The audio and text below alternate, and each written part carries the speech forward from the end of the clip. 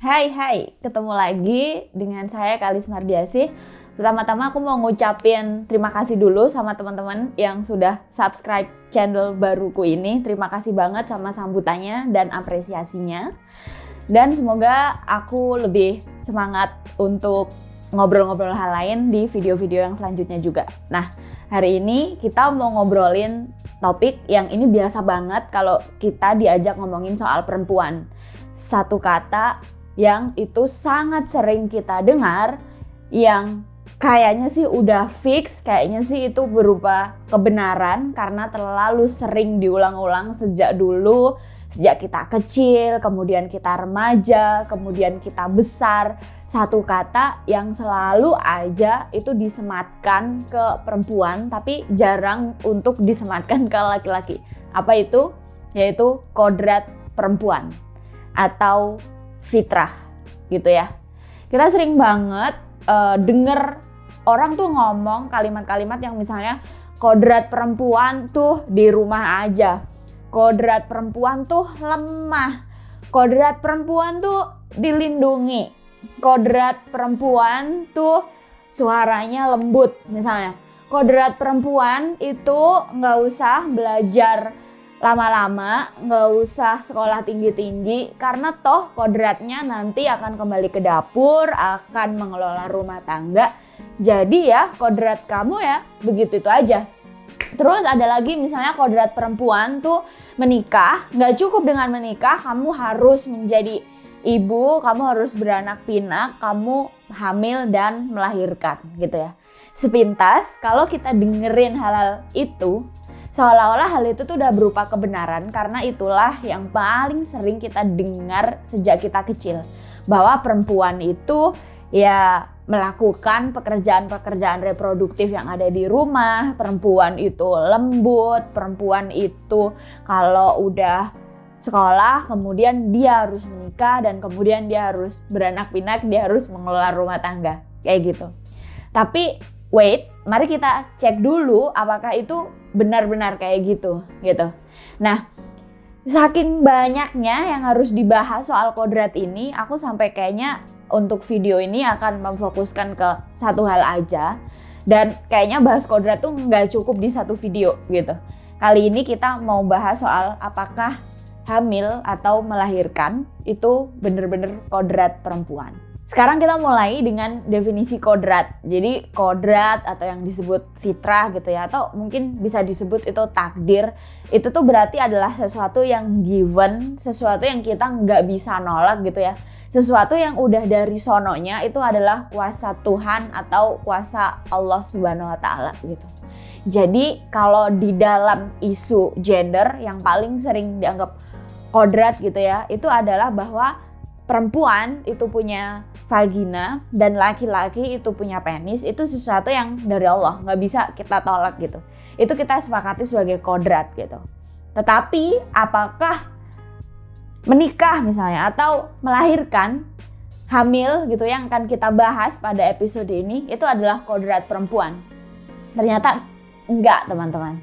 Jadi segala sesuatu yang sudah melibatkan ikhtiar kita manusia dan sudah melibatkan usaha kita sebagai manusia, itu ya udah nggak sepenuhnya kodrat gitu. Itu artinya ada yang namanya ikhtiar kita atau usaha kita itu diusahakan. Kenapa aku bahas ini? Karena aku tuh sedih banget, aku punya banyak teman perempuan yang dia kayaknya setelah menikah nggak dikasih kesempatan untuk punya pilihan terhadap tubuhnya sendiri, atau nggak dikasih pilihan buat dia menentukan perencanaan kehamilannya sendiri, atau bahkan dia sebetulnya sudah menjalani banyak sekali terapi medis atau terapi kesehatan atau katakanlah semacam program hamil atau promil kayak gitu.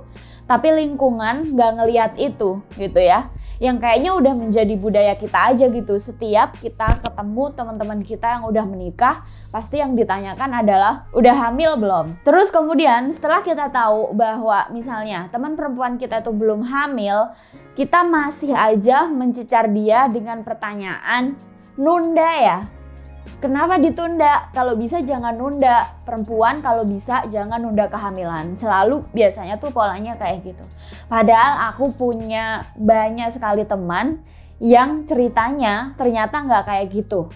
Bahkan akhir-akhir ini karena mungkin aku baru saja menikah beberapa bulan yang lalu dan juga punya pengalaman sebagai perempuan untuk masuk ke dalam isu ini, yang bahkan misalnya baru aja 1 bulan setelah menikah aku juga mendapatkan pertanyaan apakah aku sudah hamil atau belum dari lingkungan terdekatku. Akhirnya aku juga mempelajari hal-hal seperti ini. By the way, beberapa bulan lalu aku nonton sebuah film di Netflix judulnya Unorthodox. Jadi film itu menceritakan soal perempuan yang kesulitan bahkan menjalankan penetrasi dari malam pertama setelah dia menikah sampai berbulan-bulan dia belum berhasil penetrasi dalam hubungan seksualnya. Dia menangis kesakitan tiap malam dan suaminya yang nggak ngerti sebetulnya istrinya itu punya masalah apa terhadap tubuhnya, hanya kemudian menyalahkan sang istri dan menganggap istrinya nggak normal atau simply nggak mencintai suaminya, atau bahkan perempuan itu akhirnya mendapatkan tekanan yang banyak sekali dari keluarganya sendiri maupun keluarganya si laki-laki setelah tahu bahwa setelah berbulan-bulan menikah pasangan ini belum penetrasi hubungan seksual. Teman-teman mungkin udah pernah dengar istilah yang namanya vaginismus. Aku juga jujur aja baru belajar atau baru membaca soal vaginismus tuh baru akhir-akhir ini aja, mungkin setahun belakangan, karena aku follow seorang dokter yang ada di Instagram, akunnya @vaginismusindonesia. Terus kebetulan juga teman SMA aku waktu itu ada yang mengalami sebuah pengalaman biologis atau pengalaman reproduksi yang namanya vaginismus ini gitu. Jadi sebuah kondisi yang menyebabkan ketika penis akan memasuki vagina perempuan, ketika dia mau penetrasi itu dia yang vaginanya itu merasa sangat sakit gitu ya, tidak bisa memproduksi cairan yang biasa keluar untuk melancarkan penetrasi itu, dan bener-bener sakit gitu. Yang kalau dua belah pihak, si perempuannya ataupun si laki-lakinya ini nggak paham bahwa tubuh perempuan itu terjadi apa, ini pasti akan menyebabkan banyak sekali masalah gitu. Ada banyak sekali faktor vaginismus yang aku baca, misalnya memang ada faktor lingkungan, misalnya bahwa dia pernah mengalami trauma terhadap tubuhnya dan sebagainya gitu, tapi juga nggak melulu soal itu gitu, tapi bahwa itu ada juga problem yang seharusnya bisa diselesaikan secara terapi medis yang akhir-akhir ini sudah mulai banyak dikenal kayak gitu. Nah, bayangkan kalau misalnya kamu punya teman perempuan yang dia punya problem medis atau problem kesehatan vaginismus, dan perempuan ini sudah berbulan-bulan nggak ngerti apa yang terjadi terhadap tubuhnya, kenapa di tubuhnya nggak bisa dipenetrasi, dan suaminya juga nggak ngerti apa yang terjadi terhadap tubuh istrinya.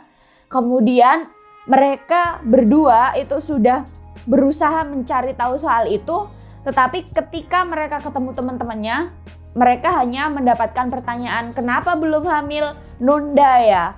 Oh, nggak subur ya? Kayak gitu. Itu kan sebuah pertanyaan yang sangat nggak empatetik gitu loh.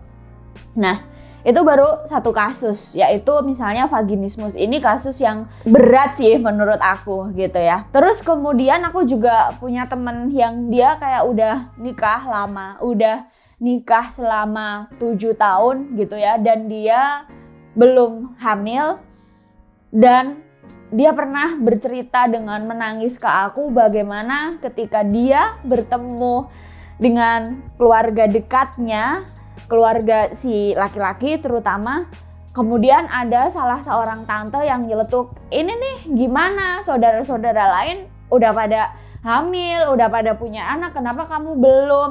Gabuk ya. Jadi teman-teman kalau tahu gabuk itu kayak istilah Jawa yang diibaratkan ini tubuh perempuannya tuh udah busuk katakanlah kayak gitu, udah nggak subur katakanlah gitu. Dan teman perempuanku ini ya dia langsung hanya bisa menangis sendirian gitu ya. Karena setelah itu dia bercerita kepadaku, dia bilang bahwa dia itu sudah rutin check up ke dokter bersama suaminya, dan dia yang pekerjaannya dia karyawan salon biasa gitu, menyisihkan gajinya setiap bulan, setiap minggu itu hanya untuk bisa membeli obat yang direkomendasikan oleh dokternya agar misalnya hormon-hormon dia lebih baik dan juga kualitas sperma si suaminya lebih baik kayak gitu. Dan itu tuh sudah ikhtiar selama bertahun-tahun.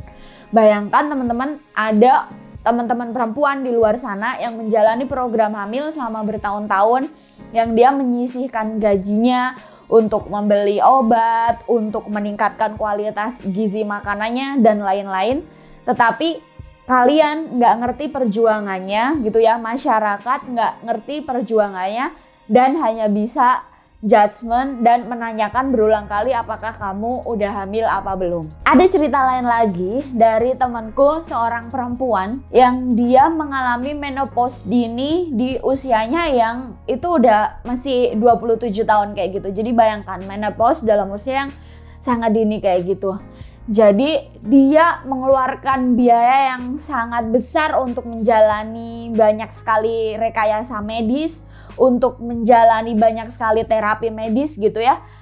Dalam sehari dia itu bisa minum obat yang itu obatnya gede-gede kayak gitu, jumlahnya 5, dan itu tuh sehari kayak lebih dari 3 kali gitu loh, untuk menjaga agar sel telur di dalam tubuhnya jumlahnya terjaga. Kita ngerti kan kalau kita punya tubuh terus setiap hari diminumin obat, di sisi lain dia juga secara biologis tubuhnya itu sudah menopause dini gitu. Jadi pasti kayak ada adaptasi yang terjadi di tubuhnya. Di sisi lain dari luar atau dari eksternal dia harus meminum obat dengan jumlah yang sangat besar dan intensitas yang sangat sering. Yang kita tahu pasti ada perubahan-perubahan pada ginjalnya dan juga pada hormon-hormon pada tubuhnya setiap hari. Aku tahu banget ketika dia bercerita, awalnya aku hanya tahu kayak dia update story di Instagram yang dia meminta penguatan. Dia setiap hari dia sebetulnya sangat positive thinking kepada Allah Subhanahu wa Ta'ala. Dia selalu berdoa agar dia diberi kesempatan untuk hamil, dia diberi kesempatan untuk punya anak. Karena aku tahu banget temanku ini tuh sangat penyayang anak-anak banget. Dulu pas zaman kuliah dia itu kayak sering ngajar ngaji gitu di komunitas-komunitas yang itu nggak dibayar, yang aku tahu lah dia tuh kayak motherish banget, ke ibu-ibuan gitu. Aku berdoa supaya dia dengan ikhtiarnya yang sudah sangat besar ini bertahun-tahun itu, yang dengan biaya besar itu pastinya memiliki hasil yang terbaik menurut Allah Subhanahu wa Ta'ala. Karena kita juga nggak ngerti apa takdir yang terbaik buat dia menurut Allah Subhanahu wa Ta'ala. Tapi maksud aku bahwa kita sebagai anak muda, menurutku itu kita harus kayak memutus tradisi yang menganggap bahwa perempuan itu satu paket dengan pernikahan, dan pernikahan itu satu paket dengan kehamilan dan melahirkan dan punya anak dan menjadi ibu. Karena sebetulnya nggak kayak gitu. Punya vagina aja yang disebut bahwa itu adalah kodrat perempuan, itu belum tentu bahwa semua perempuan itu memiliki kodrat atau takdir menikah. Dan selanjutnya semua perempuan juga tidak memiliki kodrat atau takdir untuk hamil. Dan itu tidak membuat mereka menjadi perempuan yang lebih tidak sempurna atau perempuan yang gak cukup perempuan. Karena memang menikah ataupun melahirkan itu ternyata bukan sepenuhnya kodrat. Ada unsur usaha atau unsur ikhtiar perempuan di situ. Dan ada juga unsur bahwa perempuan memang memilih untuk merencanakan kehamilan atau merencanakan apa yang terbaik untuk agenda-agenda hidupnya berikutnya. Tapi kebanyakan perempuan atau kebanyakan orang di luar sana biasanya tuh nanya, ya itu kan basa-basi dong, orang-orang keluarga yang udah lama nggak ketemu atau teman-teman lama yang udah lama nggak ketemu. Kalau ada orang yang baru menikah pasti pertanyaannya tuh kayak yang itu tadi, kapan hamil gitu ya, jangan ditunda-tunda dan sebagainya gitu. Padahal kalau menurut aku sebetulnya kita bisa loh menciptakan kultur basa-basi yang lain. Misalnya kayak yang gimana kabarnya, bahagia kan, misalnya kayak gitu. Terus kalau nggak gitu misalnya gini, ditanyakan dulu aja, misalnya ada rencana program kehamilan kayak gitu, sukses ya kalau ada rencana itu, misalnya kayak gitu. Jadi enggak langsung yang gimana udah isi belum, terus nunda ya kayak gitu. Jadi sifatnya itu enggak yang langsung menghakimi gitu, atau sifatnya tuh enggak langsung seakan-akan kamu menjadi orang yang ke 237 yang nyuruh dia untuk segera hamil kayak gitu. Jadi tanyain aja. Kita selalu punya kesempatan buat bertanya apakah punya rencana itu gitu, apakah punya program ke arah situ, terus misalnya kenal dokter yang bagus nggak dan sebagainya kayak gitu. Jadi teman yang asik, kayaknya budaya itu selalu bisa dirubah sih menurut aku. Jadi di episode ini kita akhirnya tahu bahwa oke, punya vagina dan punya penis itu memang kodrat. Tetapi segala hal yang melibatkan unsur ikhtiar dan unsur usaha kita walaupun itu kecil, itu namanya udah gak sepenuhnya kodrat lagi gitu. Dan kita tentunya mendoakan semua perempuan dan suaminya, pasangannya tentunya yang sedang memang memilih untuk hamil, memilih untuk ingin memiliki anak, memilih untuk menjadi ibu di masa depan. Semoga hari ini mereka semua yang sedang berikhtiar untuk menuju ke arah situ, prosesnya dimudahkan dan segera mendapatkan jawaban yang terbaik dari Allah Subhanahu wa Ta'ala. Terima kasih. Kalau ada cerita-cerita seputar kehamilan atau seputar melahirkan atau seputar usaha-usaha terapi medis atau program hamil yang kalian jalani, kalian boleh loh komentar di bawah. Mungkin ada teman-teman lain yang juga sedang menjalankan ikhtiar yang sama. Mungkin saja mereka memiliki masalah yang sama yang akhirnya mendapat kekuatan ketika membaca cerita dari kalian. Terima kasih.